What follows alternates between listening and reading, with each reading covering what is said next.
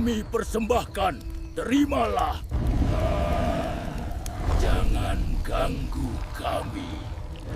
I first heard about the village from a night tour driver. It was raining heavily, the Kalimantan roads were deserted, and we were stuck in traffic because of a fallen tree.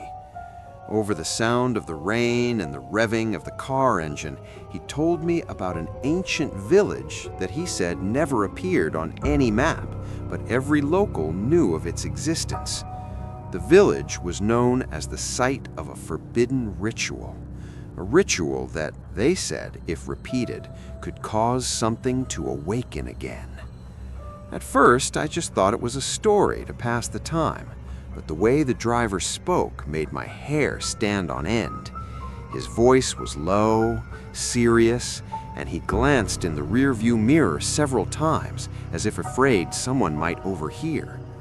He said the villagers didn't pronounce the name of the ritual carelessly. If they mispronounced it, they'd be followed. A few days later, my curiosity only grew. I, who was gathering material for a horror story, was determined to find out more.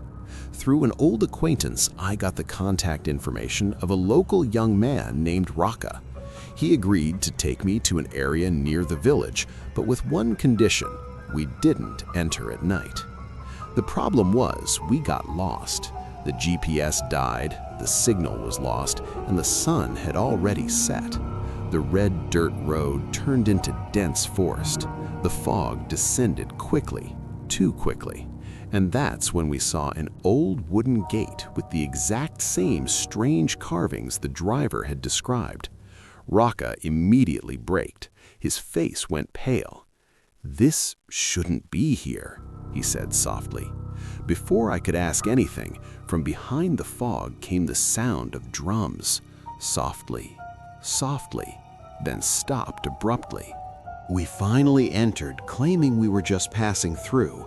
The village was quiet, too quiet. The wooden houses stood close together, but not a single light was on. The air smelled of wet earth mixed with something fishy. I felt like I was being watched from all sides, even though I couldn't see anyone. A grandmother suddenly appeared in the middle of the street, as if coming out of the fog.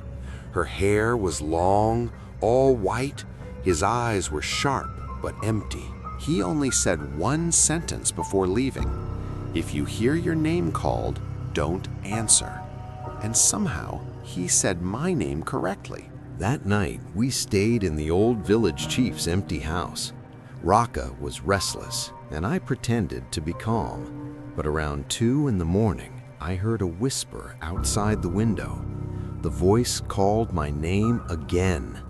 Once. Twice. It sounded like my own voice. I got up and peeked outside.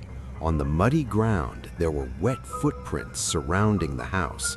The footsteps stopped right in front of the door, and the door slowly opened by itself. The next morning, we met the villagers. They were friendly, but strange. Their smiles lingered too long, their gazes too blank. From the quiet conversation, I finally learned that the previous night had been a taboo night, a night when an old ritual should have been buried forever. The ritual had once been used to keep something from leaving the forest, but the last generation had failed. Since then, every few years, someone had come along who had unknowingly become the trigger, and this time they were sure it was me. I wanted to leave, but Raka suddenly fell seriously ill. His body was feverish, and his mouth was mumbling foreign words. A village shaman said the only way to save him was to repeat part of the ritual. Not the whole thing, but enough to appease the old guardian. The ritual was performed in the middle of the forest, on a black circle of land that supposedly never grew grass. It was a red moon night. The drum was gently beaten. I was told to stand in the center of the circle, while the villagers surrounded me, whispering in unison. The ground beneath my feet felt warm, too warm. From the ground, I could hear the sound of heavy breathing. Not just one, many. As the ritual neared its end, I realized something that made my heart skip a beat. This ritual wasn't meant to appease, it was meant to move. The old guardian needed a new vessel. I ran.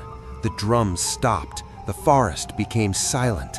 But from behind the trees, I saw a tall, thin shadow with a face that kept changing.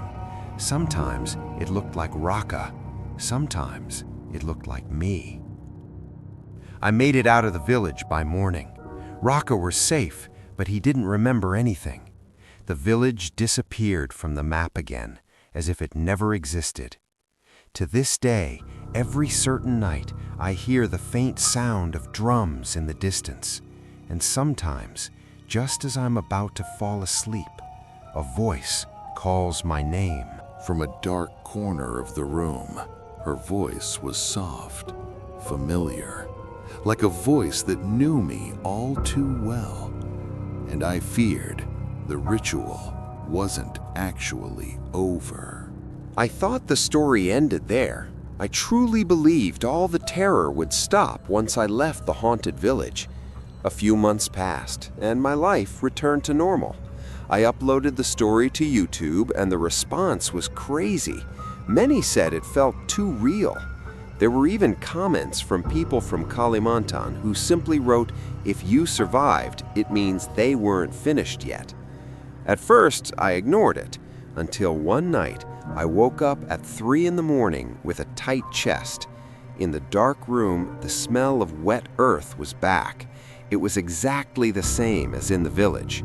I turned on the light, and on my bedroom floor were muddy footprints. The tracks circled my mattress, stopping right next to my head. From that night on, the disturbances became more frequent. I dreamed I was standing in a circle of black earth, surrounded by faceless people. Every time I woke, my throat ached, as if I had been screaming for a long time. And what panicked me most was the faint appearance of a black mark on my neck, similar to the symbol carved on the village gate.